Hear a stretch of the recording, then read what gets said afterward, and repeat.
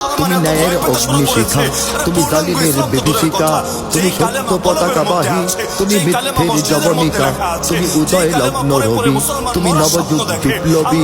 আজ তোমার নবীন হাতে হোক মুক্ত তোমার দেশ, আজ তোমার নবীন হাতে হোক মুক্ত তোমার দেশ। শেষ বাক্য বলিও, বলার তৌফিক দিও, লা ইলাহা ইল্লাল্লাহ মুহাম্মাদুর রাসূলুল্লাহ। আরে যেই কালেমা অনেকে গাড়ির পেছনে পর্যন্ত লিখে রাখে, এমন কি এই বাংলা যখন সুলতানি আমল ছিল, এখানে ব্রিটিশ আমলেরও আগের কথা, যারা ইতিহাস পড়েছেন জানার কথা, সেই সুলতান আলাউদ্দিন ইলিয়াস রহমতুল্লাহ আলাইহির জামানা থেকে এই বাংলা অঞ্চলে পর্যন্ত যে পতাকা ছিল, রাষ্ট্রীয় পতাকা, ওই পতাকার ডিজাইনও ছিল এমন নীল রং। এই যে আপনাদের যেমন প্যান্ডেলে নীল রং আছে, এরকম নীল রং, ব্যাকগ্রাউন্ডটা নীল, এর উপরে বড় করে লেখা লা ইলাহা ইল্লাল্লাহ মুহাম্মাদুর রাসূলুল্লাহ। নিচের লাইনে মাঝ বরাবর চাঁদ আর তারার ছবি দেওয়া। ওই পাকিস্তানের পতাকা যেমন চাঁদ তারা, এখন চাঁদ তারা এটা কিভাবে যেন মুসলমানদের অনেক দেশের পতাকাই থাকে, তো সেই সময় সুলতানি আমলের পতাকাটাই ছিল এমন যে নীল ব্যাকগ্রাউন্ড, উপরে লা ইলাহা ইল্লাল্লাহ মুহাম্মাদুর রাসূলুল্লাহ, নিচে চাঁদ তারা। আরে কি আজীব এক জামানা, যেই পতাকা এই দেশে ছিল অতীতে এক জামানার পতাকা, এমনকি সুলতানি আমলে বাংলার যে উন্নত হয়েছে, দ্বিতীয় কোন আমলে এত উন্নত হয়েছে বলে আমার মতো ক্ষুদ্র ইতিহাস পাঠকের জানা নাই। সেটাকে এখন বানিয়ে ফেলেছে জঙ্গিবাদের পতাকা। মুসলমান কালেমার পতাকা উড়াবে, বাসা থেকে ধরে নিয়ে যাবে। কি আজীব এক তামাশা। কাউরে ধরেছে মিছিল থেকে, আজকে খবর পেয়েছি কিশোরগঞ্জে এক আলেমকে ধরে নিয়ে গেছে বাসা থেকে। এমনকি তার মাদ্রাসার অন্যান্য মহিলা মাদ্রাসার মোতাবিম তিনি, তার মাদ্রাসার অন্যান্য শিক্ষিকাদের পর্যন্ত মোবাইল নিয়ে গিয়েছে। কেন? কারণ কালেমার পতাকা যেহেতু উড়িয়েছে, জঙ্গি তো হবেই হবে। এমন ফোবিয়া, ইসলামের বিরুদ্ধে এমন ত্রাস, এগুলো যদি কাফের ছড়ায়, নাস্তিক ছড়ায়, বেঈমান ছড়ায়, ওই তসলিমা নাসরিন তো এখন ডেইলি ছড়ায়, এগুলো মেনে নেওয়া যায়। কিন্তু যারা নিজেদেরকে মুসলমান বলে পরিচয় দেয়, তারা যদি কালেমার পতাকা নিয়ে ভাবে ইসলাম ফোবিয়া ছড়ায়, আল্লাহর কসম এটা কিছুতেই মুসলমানের অন্তর মেনে নিতে পারে না। এমনকি এখনো পর্যন্ত এই উপদেষ্টা পরিষদরা দেখবেন যেখানে বৈঠকে বসে, প্রধান উপদেষ্টার মাথার উপর দেখবেন ডিজাইন লেখা আছে লা ইলাহা ইল্লাল্লাহ মুহাম্মাদুর রাসূলুল্লাহ। আর্মিরা যখন কুচকাওয়াজ করে, ওই ইউটিউবে ভিডিও ডাউনলোড করে আপনারা জুম করে দেখতে পারেন, দেখবেন আর্মিদের কুচকাওয়াজের মধ্যে তারা হাতে অনেকগুলো পতাকা রাখে, এর মধ্যে অনেকগুলো দেশের পতাকা, কিছু তাদের পতাকা, আর এর মাঝে 2-4টা পতাকা দেখবেন ডিজাইন ভিন্ন ব্যাকগ্রাউন্ডের, কিন্তু উপরে ঠিকই লেখা লা ইলাহা ইল্লাল্লাহ মুহাম্মাদুর রাসূলুল্লাহ। আরে যেই না অনেক মাহফিল অ্যাকশন শুরু হয়ে যায়, অনেক মিছিলকে পণ্ড করে দেওয়া হয়। বাংলাদেশ আর্মির এখনো পর্যন্ত সেই এরশাদের আমল থেকে, জেনারেল এরশাদ থেকে এখনো পর্যন্ত বাংলাদেশ আর্মির স্লোগানও কিন্তু নারায়ে তাকবীর আল্লাহু আকবার।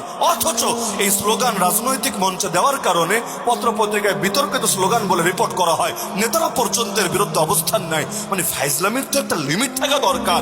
আসল চুলকানিটা কোথায়, এটাই তো আমার বুঝে ধরে না।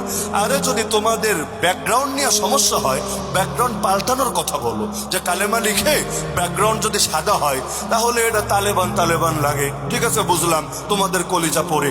আর যদি নিচে ব্যাকগ্রাউন্ড দেওয়া হয় কালো, তাহলে আবার আল কায়দা লাগে, বুঝলাম তোমাদের কলিজা পড়ে। ব্যাকগ্রাউন্ড যদি দেওয়া হয় সবুজ, সৌদি লাগে, বুঝলাম তোমাদের এতেও সার্বভৌমত্ব আর জাতীয়তাবাদী চেতনা আঘাত লাগে।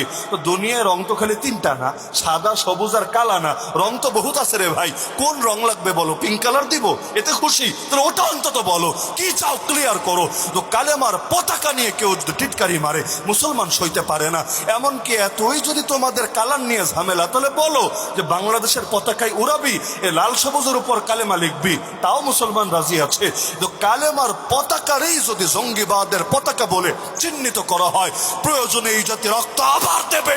তবু এক ফ্যাসিবাদকে যেভাবে বিদায় করেছে, নতুন করে যারা কালেমার দুশ্মন হয়ে ময়দানে নামবে, জাতি প্রয়োজনে ওদের বিরুদ্ধেও রক্ত দেবে। আমল যা করতে পারি না, এটা আমাদের দুর্বলতা, আমরা মানি। বহুত আমল জিন্দগিতে করতে পারি না। যে গরিবে তো হজ করতে পারে নাই, কোনোদিন হয়তো পারবেও না। যাকাত দিতে পারে নাই, কোনোদিন হয়তো পারবেও না। তাই বলে ইসলামের কোনো বিধানকে ভালোবাসতে কম ভালোবাসতে পারি না। মাদ্রাসায় কতজন পড়ে নাই? অধিকাংশ জনই তো এই দেশের মাদ্রাসায় পড়ে নাই। তাই বলে মাদ্রাসাকে ভালোবাসবে না, এটা তো কোনো যুক্তির কথা না। নিজে করতে পারা না পারা এক জিনিস, আর অন্তরে ভালোবাসা রাখা বা না রাখা আর এক জিনিস। জিহাদ পৃথিবীতে সবাই করতে পারবে, কথা কোনো পাগলেও দাবি করবে না, সম্ভবিত না। যেমন সহিহ বুখারী খোলেন, হাদিস পাবেন, আম্মা জান আয়েশা এসে বললেন রাদিয়াল্লাহু আনহা, ইয়া রাসূলুল্লাহ নুরাল জিহাদ আফদালুল আমালি আফালা নুজাহিদু। কিতাবুল জিহাদের মধ্যে পাবেন, হে আল্লাহর রাসূল, আমরা দেখতে পাচ্ছি জিহাদ সর্বোত্তম আমল, আমরা কি জিহাদ করব না? আম্মা জান আয়েশা বললেন, এই যুগে কেউ না, এই যুগে কেউ বললে বলতো, কি রে তোর দেখি ব্রেইন ওয়াশ হয়েছে, তুইও কি জঙ্গিদের খাতায় নাম লিখিয়েছিস নাকি? ও বাংলাদেশে মনে হয় প্রথম নারী জঙ্গি পাওয়া গিয়েছে, হ্যাং ত্যাং কত কথা বলতো। কেন? কারণ জিহাদকে তিনি সর্বোত্তম আমল বলছে। আমাদের নিকট তো জিহাদ সর্বনিম্ন আমলের ক্যাটাগরিতেও পড়ে না। তিনি বলছেন, ইয়া রাসূলুল্লাহ নুরাল জিহাদ আফদালুল আমাল আফালা নুজাহিদু। তা আমরা নারী বলে কি জিহাদ করব না? আমরা কি এই পবিত্র ইবাদতে শরীক হব না? আল্লাহ রাসূল বললেন, শোনো, লাকুন্না আফদালুল জিহাদি হাজ্জুম মাবরুর। তোমাদের নারীদের জন্য সর্বশ্রেষ্ঠ জিহাদ হলো কবুল হজ করা। তোমরা যদি কবুল হজ করো, আল্লাহ তোমাদেরকে জিহাদের সওয়াব দিয়ে দিবেন। তাহলে নারী জাতি মনে করেন জিহাদ করতে পারলো না, তাই বলে মহাব্বত প্রকাশ করতে তো কম করছে না, রাসূলের সামনে আগ্রহ প্রকাশ করছে। আরে কোরআন দেখেন না, কোরআনে আল্লাহ নামাজ নিয়ে আয়াত দিলেন 82টা, জিহাদ নিয়ে 484টা।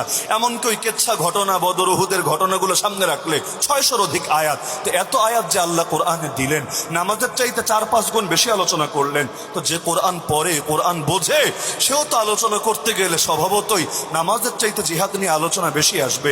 এখন যদি এতেই কেউ তেলে বেগুনে জ্বলে ওঠে, কোরআনের উপর তার ঈমান আছে কিভাবে বোঝা যাবে?